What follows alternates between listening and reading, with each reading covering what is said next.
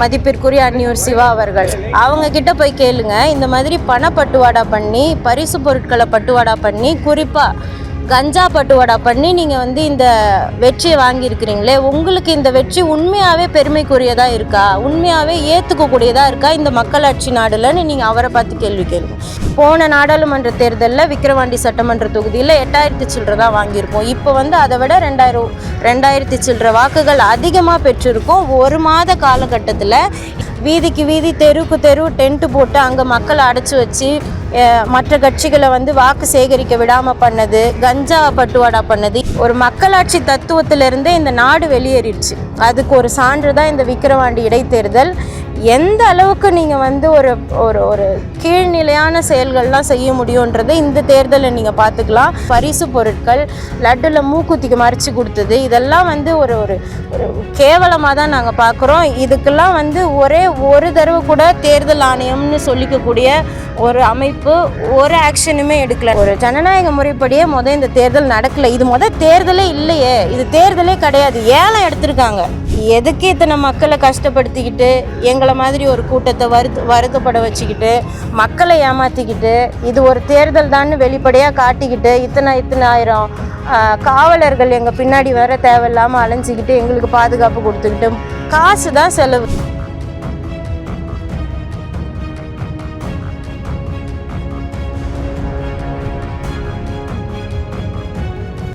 சரி, உங்கள் கணக்குப்படி நாங்கள் டெபாசிட் இழந்ததாகவே இருக்கட்டும்.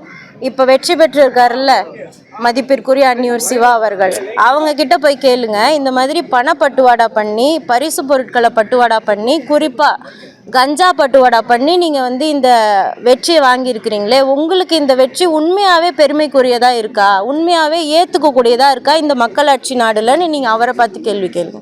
எங்களுக்கு ₹1 நாங்கள் காசு கொடுக்கல, நாங்கள் ஒன்றும் வாக்கை பெற்று இருக்குமே தவிர வாங்கலை. எங்களுடைய ஒரு வாக்குமே விலை மதிப்பற்றது. அப்படின்னும் போது உங்களுடைய பார்வையில் எங்களுக்கு டெபாசிட் இழந்ததாக இருந்தாலுமே கூட எங்களுக்கு இது ஒரு மிகப்பெரிய வெற்றியாக தான் பார்க்குறோம். போன நாடாளுமன்ற தேர்தலில் விக்கிரவாண்டி சட்டமன்ற தொகுதியில் 8000 சில்லரை தான் வாங்கியிருக்கோம். இப்போ அதை விட 2000 சில்லரை வாக்குகள் அதிகமாக பெற்றிருக்கோம். ஒரு மாத காலகட்டத்தில் இப்படிப்பட்ட ஒரு பணநாயகத்துக்கு மத்தியில் நாங்கள் வாங்கியிருக்கிறது எங்களுக்கு பெருமையாக தான் இருக்குது. அதை நாங்கள் தோல்வியாகவே பார்க்கல. இப்படி அதாவது சுருக்கமாக சொல்லப்போனால் ஒரு மக்களாட்சி தத்துவத்திலிருந்தே இந்த நாடு வெளியேறிடுச்சு. அதுக்கு ஒரு சான்று தான் இந்த விக்கிரவாண்டி இடைத்தேர்தல். எந்த அளவுக்கு நீங்கள் ஒரு ஒரு ஒரு கீழ்நிலையான செயல்கள்லாம் செய்ய முடியுன்றதை இந்த தேர்தலை நீங்கள் பார்த்துக்கலாம். வீதிக்கு வீதி, தெருவுக்கு தெரு டென்ட்டு போட்டு அங்கே மக்களை அடைச்சி வச்சு மற்ற கட்சிகளை வாக்கு சேகரிக்க விடாமல் பண்ணது, கஞ்சா பட்டுவாடா பண்ணது, இளைஞர்கள் மத்தியில் காணை பகுதியில் கஞ்சா பட்டுவாடா பண்ணது, பரிசு பொருட்கள், லட்டில் மூக்குத்திக்கு மறைச்சி கொடுத்தது, இதெல்லாம் ஒரு ஒரு ஒரு கேவலமாக தான் நாங்கள் பார்க்குறோம். இதுக்கெல்லாம் ஒரே ஒரு தடவை கூட தேர்தல் ஆணையம்னு சொல்லிக்கக்கூடிய ஒரு அமைப்பு ஒரு ஆக்ஷனுமே எடுக்கலை. நாங்கள் எத்தனையோ தடவை சொல்லி பார்த்துட்டோம், இதெல்லாம் நடக்குது, இதெல்லாம் வெளிப்படையாகவே பண்ணுறாங்கன்னா, ஆனால் ஒரு தடவை கூட அவங்க நடவடிக்கை எடுத்ததா எங்களுக்கு தெரியல. அதிகாரம் ரொம்ப வலிமையாக இருக்குன்றது தான் இதை காட்டுது. ஆளுங்கட்சிக்கு சாதகமாக தான் அவங்க முழுக்க செயல்பட்டாங்க. ஒரு ஜனநாயக முறைப்படியே இந்த தேர்தல் நடக்கலை. இது தேர்தலே இல்லையே, இது தேர்தலே கிடையாது, ஏலம் எடுத்திருக்காங்க. சுற்றுலேயே அவங்க முடிச்சுட்டு 1 தரம் 2 தரம் விக்கிரவாண்டி 3 தரம் திமுகவுக்கு கையளிக்கப்பட்டதுன்னு சொல்லி முடிச்சுட்ருக்கலாம். எதுக்கு இத்தனை மக்களை கஷ்டப்படுத்திக்கிட்டு எங்களை மாதிரி ஒரு கூட்டத்தை வருத்தப்பட வச்சுக்கிட்டு மக்களை ஏமாற்றிக்கிட்டு இது ஒரு தேர்தல் தான் வெளிப்படையாக காட்டிக்கிட்டு இத்தனை ஆயிரம் காவலர்கள் எங்கள் பின்னாடி வர தேவையில்லாமல் அலைஞ்சிக்கிட்டு எங்களுக்கு பாதுகாப்பு கொடுத்துக்கிட்டு காசு தான் செலவு. இதுக்கப்புறம் நாங்கள் என்ன சொல்கிறோன்னா, என்னுடைய அண்ணனும் அதை தான் சொல்வார், சீமான் அண்ணனும் அதை தான் சொல்வார், இதுக்கப்புறம் ஏதாவது ஒரு இடைத்தேர்தல் வருதா ஏலம் எடுத்துகிட்டு போயிடுங்க.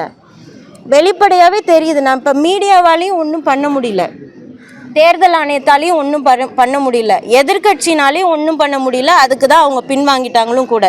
இப்போ எதாலையுமே ஒன்றும் பண்ண முடியல. என்ன தான் பண்ணுறது? எதுக்கு இந்த தேர்தல்? அதனால் இது எங்களுடைய தோல்வியெல்லாம் நாங்கள் பார்க்கல, இது மக்களுடைய தோல்வி தான். பணநாயகத்தினுடைய வெற்றி, ஜனநாயகத்தினுடைய மரணம். இது போன்ற செய்திகளை மேலும் தெரிந்து கொள்ள எங்களது யூடியூப், ஃபேஸ்புக் மற்றும் ட்விட்டர் ஆப்களை சப்ஸ்கிரைப் செய்யவும்.